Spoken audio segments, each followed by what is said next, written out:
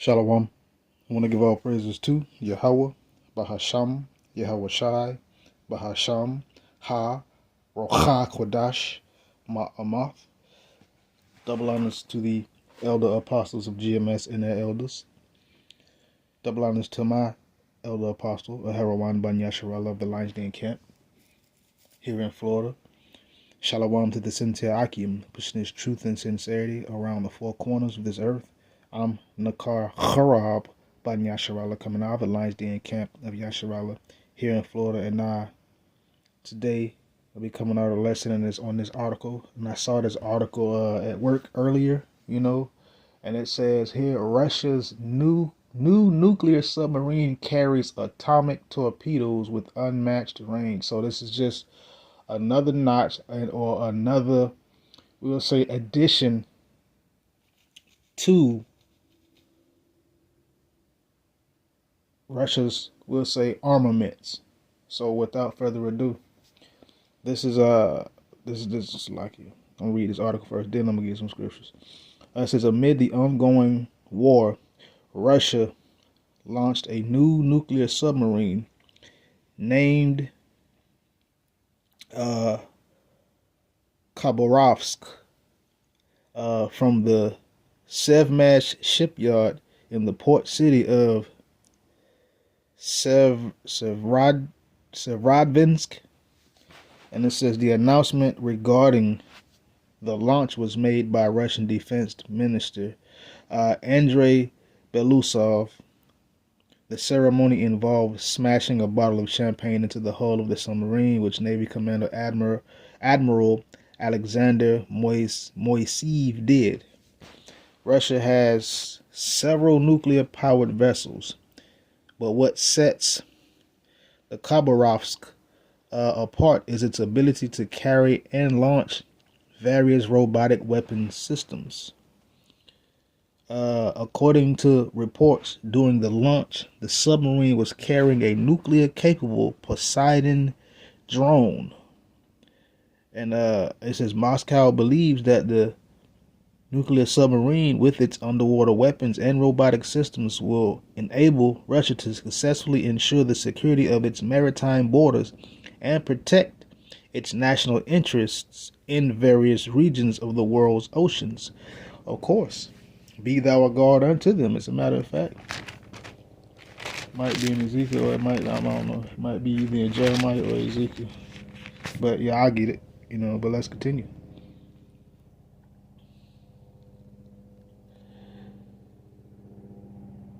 So I'm going to start over. Russia has several nuclear-powered vessels, but what sets the Khabarovsk apart is its ability to carry and launch various robotic weapon systems.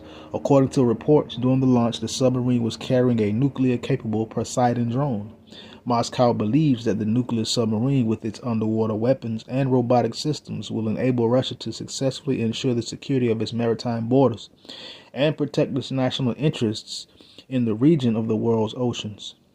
The nuclear submarine is now going to begin sea trials and is expected to be fully commissioned in the country's Pacific Fleet. Oh, it's going to be commissioned.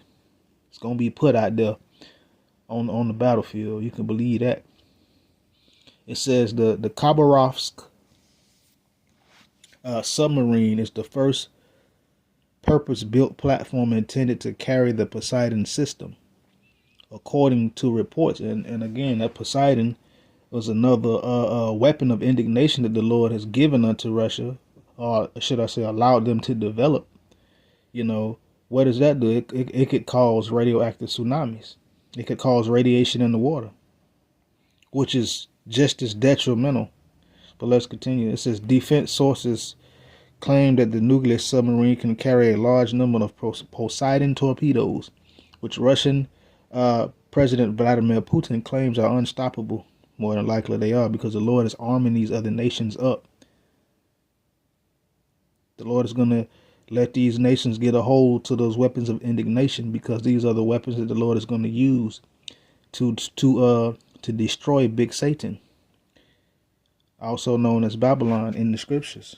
and not ancient Babylon, modern day Babylon, where we're at right now. Let's continue. It says, apart from this, the vessel can also carry other anti-ship and land attack missiles. The launch ceremony of the Khabarovsk was not broadcast live, as is common for other such vessels. This adds to the clouds of suspicion regarding the nuclear submarine's capability, size, and other details. It doesn't add suspicion. What it's doing is it's making these Western Ottawamites afraid. But let's continue.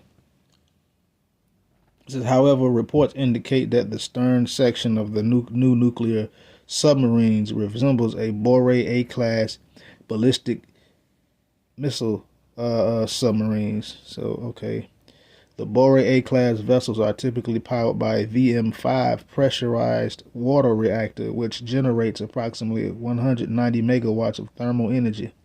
One of the latest vessels of the Bore A-class, the Knyaz Pozarsky, displaces 24,000 tons submerged. Okay, that's a lot of water is moving. The new Khabarovsk nuclear submarine may be significantly smaller and lighter than other vessels of the Bore A class. It says the Poseidon, it says, there you go.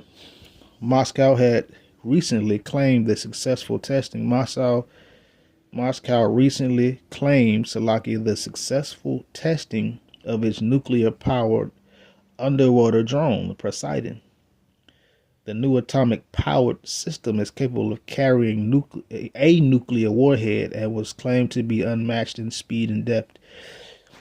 More than likely it is, because the Lord, again, he is arming these nations. But let's continue. It says, Putin described Poseidon's nuclear reactor as being 100 times smaller than those found on submarines, yet powerful enough to make Salakia, the drone's warhead, significantly higher than that of our most advanced Sarmat intercontinental ballistic missiles. So it's even more capable. This new atomic. Let's continue. It says, he also stated for the first time the country has succeeded in launching it from a carrier submarine alongside activating its nuclear power unit, which allowed the vehicle to operate for a period of time.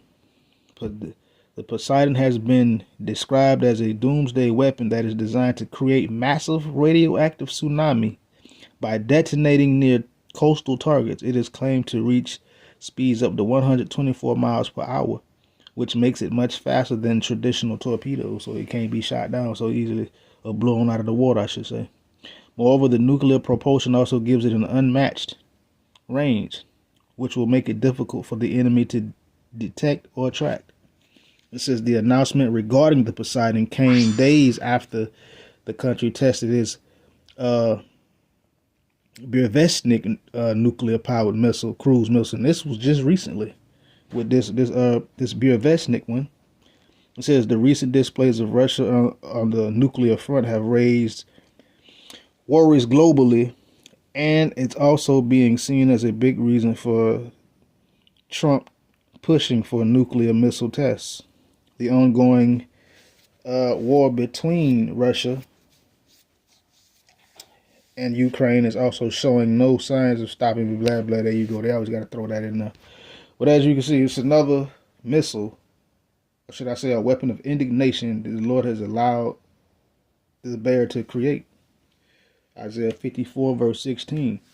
Behold, I have created the smith that bloweth the coals in the fire, and that bringeth forth an instrument for his work. And I have created the waster to destroy. So the Lord has created the men that created these weapons. Look at Oppenheimer when he made that movie Oppenheimer, when he said he become the destroyer of worlds. Well, the Lord has created the smith that bloweth the coal. The Lord has created men and gave them the understanding and the know-how to create these weapons, and then not only create, to build and make them. And it says that bringeth forth an weapon of his work. So these scientists or these weaponsmiths, whatever you want to call them, that's working for these various governments in these other nations, The Lord has created them so that they can make these weapons and bring forth an instrument for what? Judgment and wrath, i.e. destruction. And the Lord has what? He has created the waster to destroy. And what's going to happen to Big Satan, aka Babylon? The Lord is going to waste this place. He's going to destroy this place because of manifold wickedness that's being pushed in the earth. And this is the catalyst for it. Big Satan, also known as Babylon, modern day Babylon. Let's continue. Let's go to Jeremiah chapter 50. Let's see what verse. Verse 25, my point. I'm just going to go right to it. It says, the Lord Yahweh hath opened his armory, and hath brought forth the weapons of his indignation. For this is the work of the Lord Yahweh, God of hosts, in the land of the Chaldeans. So the Lord has opened his armory, and what is in his armory? These weapons of mass destruction, WMDs, these ICBMs, intercontinental ballistic missiles. Those are the weapons of the Lord indignation that he has brought out of his armory. This is what the Lord is going to use, which is also when it hit this place, it's going to create a besom of destruction. And the Lord is going to sweep this place with a nuclear, a thermonuclear, intensely or fervent fire. That's going to go from one end of this place to the other end of this place. And the Lord is going to wipe Big Satan, this i.e. the sinful kingdom, off the face of the earth. And guess what? It's going to happen because this is the work of the Lord. This is what he set out. This is what he purposed. This is what he spoke. So it's going to come to pass. And once the Lord wipe out this place, guess what? Verse 40, as Yahweh overthrew Sodom and Gomorrah and the neighbor cities thereof, saith the Lord Yahweh, so shall no man abide there, neither shall any man dwell therein. So once the Lord go ahead on bust Babylon America up with his wrath and his destruction, with these ICBMs, just like the Lord burnt up Sodom and Gomorrah, he's going to burn this place up too. And ain't going to be no more human life living here no more. Just like over there in Sodom, in ancient Sodom and Gomorrah.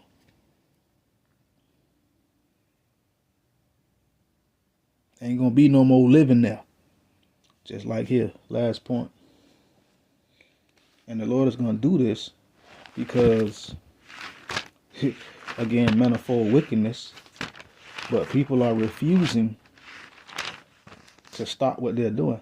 They're refusing to live righteously. So this is what he's going to do. This is Psalms chapter 7. Let's see. I'm going to start at verse 12. Verse 11. It says, Yahweh judgeth the righteous, and Yahweh is angry with the wicked every day. So the Lord judged the righteous according to the righteous. He judged the righteous according to their righteous. But also he's angry with the wicked every day. Those who live contrary to him.